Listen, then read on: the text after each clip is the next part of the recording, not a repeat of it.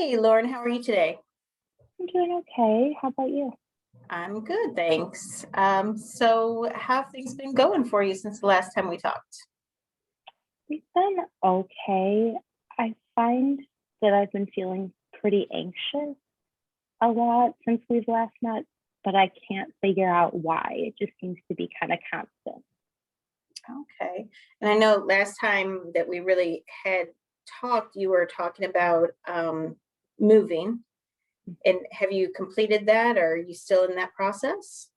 I'm still in that process. I'm thinking about going back down there this next upcoming week to kind of pack away some more boxes or just figure out what else I have to do. Okay. And so currently you're staying at your house now with your parents. Yeah, unfortunately. Well, I was just going to ask, how's that going?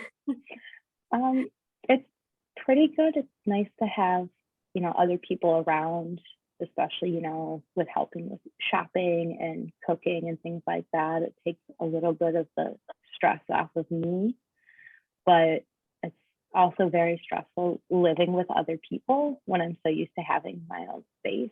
So it seems it's like good and bad. Okay. Is there any expectations for you at the house now? Like, are you back to following rules of your parents? Um, a little bit. It seems like when I voice my opinion or my concerns, it's not received well. I don't know if it's like they feel like I'm attacking their household or just kind of them when I'm just trying to be able to communicate kind of how I'm feeling or things that we should work on together.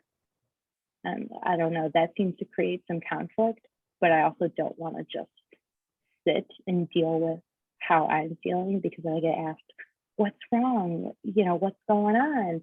And then I share, and then it just basically gets shut down or turned into a fight when I didn't even want to talk in the first place.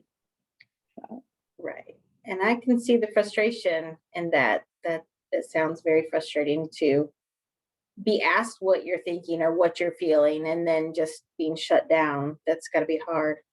mhm, Um, yeah, do you think that is contributing to any of your anxiousness at this point?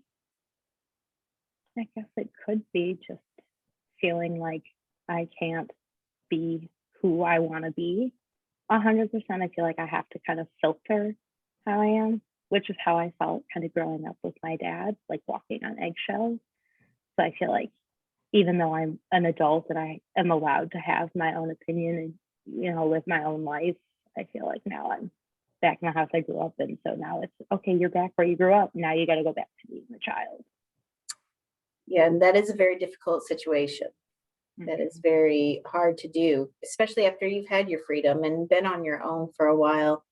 Um, it is difficult to go back to that thought process. Mhm. With that, do you have any time frame in mind of how long you're going to be staying there, or when will you be getting your new apartment? I'm hoping to have my new apartment by January. So my lease ends in August. Mhm. So hopefully only a couple months just to make sure, financially stable enough to have my own place without just trying to rush out and then, you know, be screwed over, I guess. Right, right. Mhm. You definitely want to take your time finding something that suits you. Um, what about work? Are you currently working while you're in school? Yeah. Yeah. So I'm only working part time just to make sure that my school always comes first for me in the Hmm. long run. So I try not to make such a commitment for work that I can no longer keep my commitment to school. So Gotcha. And how's work going for you? um, that's okay. That's getting the money to move out and pay the bills. So I guess I can't complain there. Oh, okay. So it's more of a functional thing at this point, not necessarily a passion or Yeah. career. Mhm. Gotcha. That's good. Um, so tell me about school. How's that going? Pretty good. I think I'm a little stressed out with that too, just the last couple weeks of the semester. Everything seems to go so smoothly in the beginning when there's just one assignment here or there, but it's always the big assignments all at once. So I just feel like I'm trying to figure out where to start and make sure that, I have everything I need done and on time. Yeah, and the timing sounds like it's pretty bad for you, considering you are currently moving and you're having a lot of changes in your personal life with home life and your parents, and then having all these extra projects due at the end of the semester it sounds like it's all kind of building up for you. hmm And I'm just always holding myself to a higher standard for school. Like, I'm like, if you don't get an A, a high A in all these classes, don't even matter if it's like, oh, you got a 91, that's still an A. I'm like, no, I could have gotten a better grade. So I think that just kind of stresses me out because I'm already anticipating that, oh, I won't get the grade I want, which I don't know until the end. So, Right. I can definitely relate. I do the same thing to myself. However, I mean, what's the difference between a 99A and a 91A? 8 percentage points, but I guess for grade points, nothing. It's still Right. the same grade point average. I feel you on that. 8 points, that's what's different. Right. I love it. Okay, so what are you doing to help yourself through the anxiety at this time? I've been doing a lot of like deep breathing, just because I find that I get my heart rate up and everything. So I'm just trying to find a way to self-soothe. But the hardest part for me is like shutting my brain off. So I've tried meditation lately, and that has not worked. So I have a great skill that I help use with my clients a lot, to really kind of shut down your brain and stop thinking about or obsessing. That tends to be what we do when we're anxious. We obsess about whatever it is that's bothering us. But it's like a 5 steps to grounding. Have you heard that one before? I think so.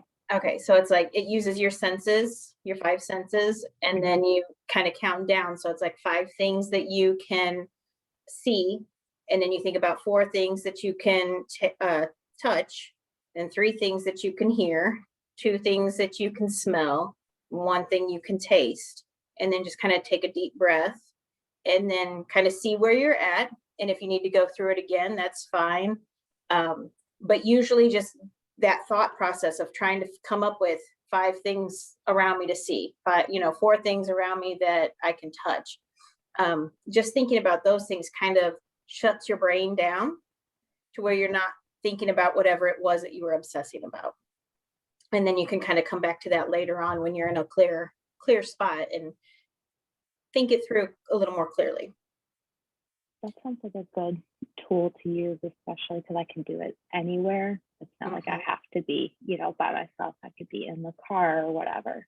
So. Exactly. It's a great tool. I use it myself, but it's hard to remember about it, especially when you're in that moment and obsessing. But the more you utilize it, the more you remember and the better you get at it. So that's definitely something I'll have to consider trying. All right. Well, it was a great session. I will see you next time. Okay, sounds good. Thank you. Bye-bye.